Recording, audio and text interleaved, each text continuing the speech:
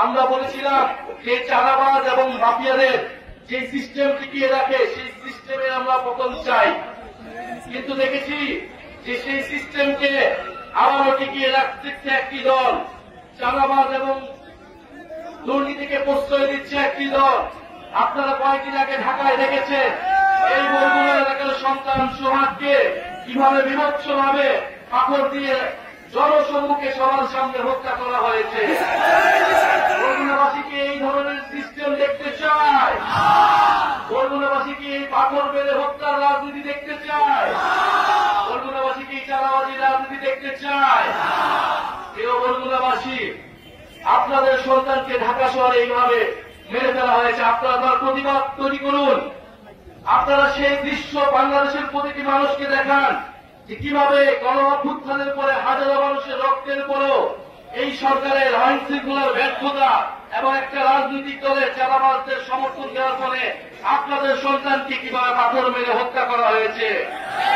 প্রিয় বরগুনাবাসী, আমরা আপনাদের এলাকার সমস্যা নিয়ে কাজ করতে চাই, পরিবেশ বান্ধব উন্নয়ন করতে চাই।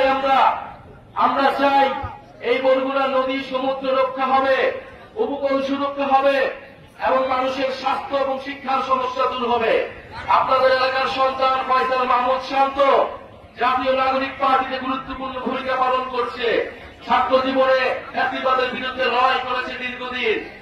আপনারা তার সাথে থাকবেন, তিনি আপনাদের সমস্যা নিয়ে কথা বলবেন।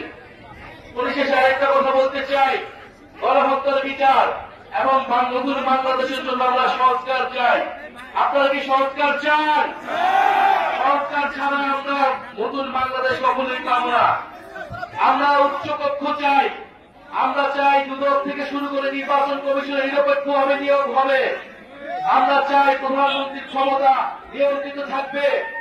আমরা কোন স্বৈরতন্ত্র বাংলাদেশে আর ফেরত আসতে দিব না।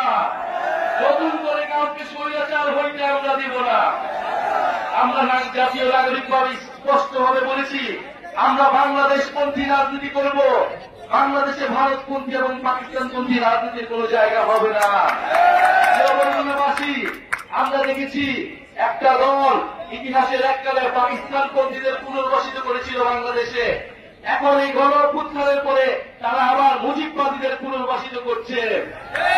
আমরা স্পষ্টভাবে বলেছি যে বাংলাদেশে মুজিববাদীদের কোন রাজনীতি হবে না, চাঁদাবাজদের কোন রাজনীতির জায়গা হবে না।